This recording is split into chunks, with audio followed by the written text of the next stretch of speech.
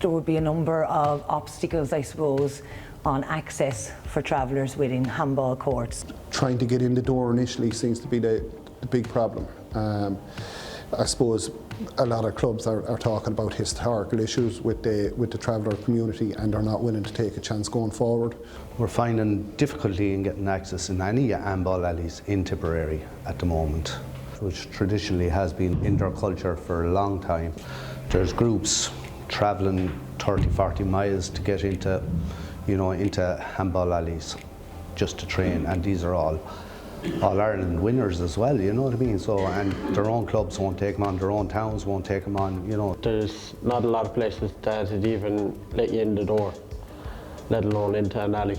So we got a lot of criticism over the years, and a local alley actually closed up and wouldn't let us in at all, and we were going there for years.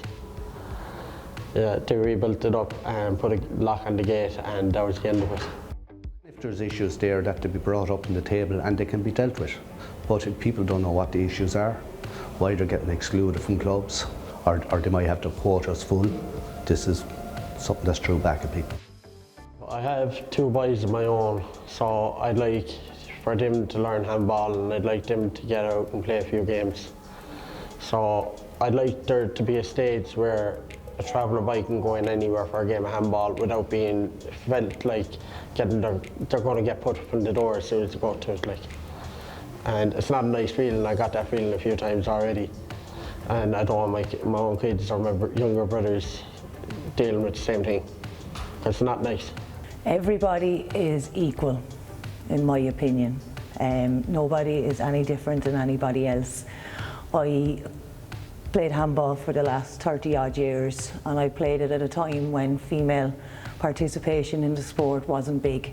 It was a male dominant sport, and looking back, I would say I had to battle to be recognised, and I would have had to fight for my place on the court and to be treated equally. So I can sympathise with the challenges that the travellers might have of being able to gain access and having that equal setting in a club. We would have partnered with Tipperary Rural Traveller Project to support traveller men in a handball programme. So phase 1 of the programme would have been partner with Marguerite from Handball to come down and put the boys through their paces.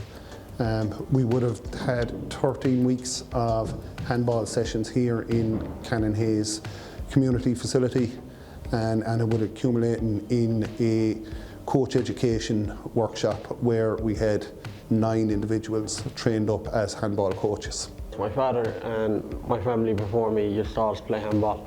I was raised up watching the whole family play it, and I was never any good myself, so the lads were telling me about the training going on here, and straight away I said, so I'll go for it. I was learning new skills every day that I came over. As the men were doing the programme, I could see I could see them growing in it, learning from it, and being able to implement it for themselves, that they're getting out and exercising. That's a big one for me. It gave me a bit of self-worth, that we were able to do this ourselves. So we're hoping to break down some barriers and not only take part in the club, but contribute to the club as well with coach education. We have a good structure, and there's good procedures and good practice around any programme that we do, be it Mothers and Others, Dads or Lads, or traveller programmes.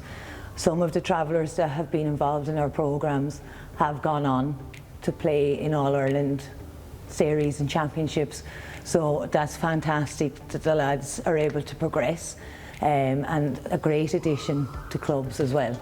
So what we're hoping to do is to begin a consultation phase with the travelling community, and most importantly with local handball clubs, that we can sit down and develop a blueprint into the future that everybody's happy with, and be proud of their traveller members within their clubs. I had lost my brother last year through a brain tumour. The traveller programme in Tipperary was my first face-to-face that I had with anyone, and my objective was to go in and to help these traveller men perhaps enhance their own life and to make their own life a little bit better.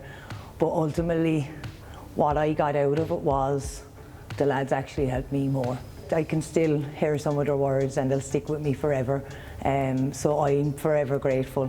And for me personally, the Traveller programme was something that will stick with me, because in my hour of need, when I needed it most, they actually picked me up when it was my job to pick them up. It's really good how organisations like bringing travellers together to do stuff like this and actually put time in for travellers, because there's not a lot of people that'll do that, and we never really feel welcome anywhere, so it's good to know there's people out there actually looking out for us.